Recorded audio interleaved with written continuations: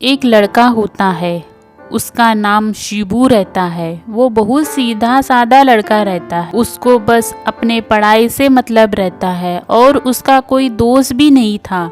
जब शिबू ने 12th पास किया तब उसके कुछ दोस्त बने, तब वो उनके साथ रहने लगा। उसके सारे दोस्त के पास गर्लफ्रेंड थी और वो सब अपनी बंदी के साथ बात करते रहते थे और शिबू के पास तो कोई बंदी थी नहीं। तो एक दिन उसके एक दोस्त ने कहा कि भाई तू भी बंदी बना ले। तो उसने बोला कि मुझे तो यह पसंद नहीं है, लेकिन अंदर ही अंदर शिबू को भी बंदी चाहिए थी।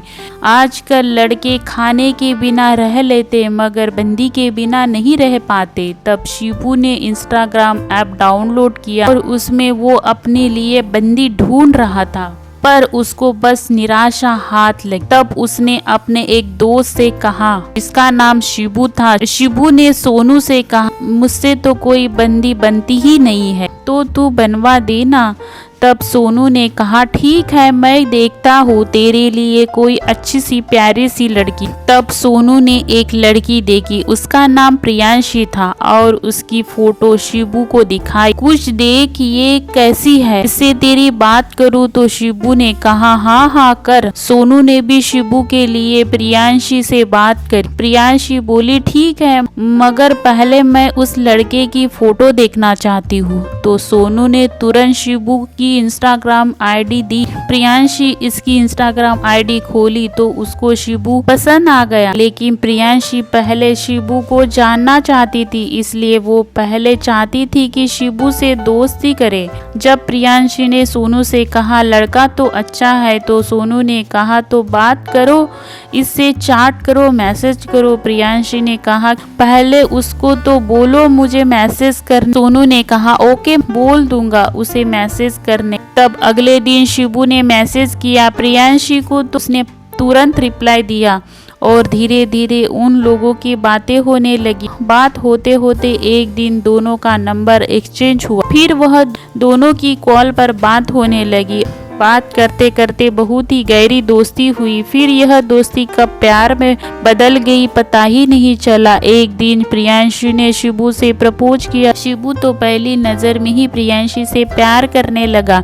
जब उसकी फोटो उसने पहली बार देखी तो इसलिए शिबू ने तुरंत हाँ कर दिया। उसके प्रपोज करने के बाद पर यह दोनों के बीच एक सबसे बड़ी मुसीबत थी। वह यह थी कि यह दोनों का घर एक दूसरे के घर के काफी दूर था। दोनों का घर अलग अलग राज्य में था। अब एक दिन शिबू ने प्रियांशी से मिलने का प्लान बनाया और अगले दिन शिबू प्रियांशी से मिलने के लिए उसके राज्य चला गया। और उस दिन प्रियांशी शिबू को अपने आंखों के सामने देखकर बहुत ही ज्यादा खुश हो गई थी। दोनों साथ में खूब घूमे फिरे, साथ में बहुत सारी फोटो क्लिक किए। अब बारी आई जब शिबू अपने घर वापस जाने लगा, तब प्रियांशी रोने लगी। बोली मुझे तुम्हारे साथ ही रहना है, मत जाओ ना मुझे छोड़कर। तब शिबू ने कहा कि हम ऐसे नहीं मिलेंगे, अब हमेशा साथ रहना है।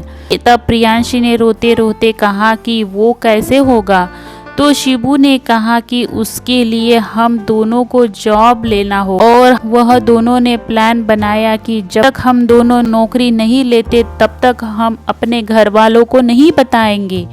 उसके बाद दोनों ने 2 साल तक खूब पढ़ाई करी। 2 साल तक उन दोनों की बातें ऐसी चलती रही। उसके बाद दोनों को एक साथ नौकरी लग गई और फिर प्रियांशी और शिबू ने अपने अपने परिवार को अपने अपने बारे में बता दिया। उन दोनों के परिवार भी मान गए। फिर दोनों ने शादी कर ली। दोनों साथ में खुशी खुशी रहने लगे। और जो कहते थे कि लॉन्ग डिस्टेंस रिलेशनशिप कभी सफल नहीं होता, उसके लिए यह बहुत बड़ा मैसेज दिया है कि अगर आपका प्यार सच्चा हो तो आपका पार्टनर कितना भी आपसे दूर रहे, आपका प्यार सफल ही हो जाता है। हम आशा करते हैं कि आपको यह कहानी अच्छी लगी होगी और अगर अच्छी लगी हो तो कमेंट और शेयर करके ज़रूर बताना।